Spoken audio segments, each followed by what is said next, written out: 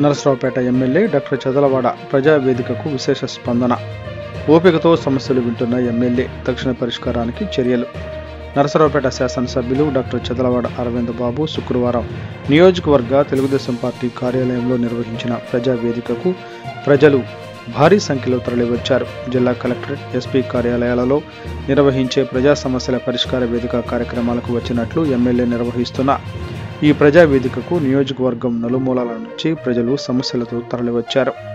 MLA Chadalavada Arvind బాబుకు విన్నవించుకుంటే సమస్య వెంటనే పరిష్కారం అవుతుంది అన్న దృఢ నమ్మకంతోనే ప్రజలు ఈ కార్యక్రమానికి ఆదరణ చూపుతున్నారు.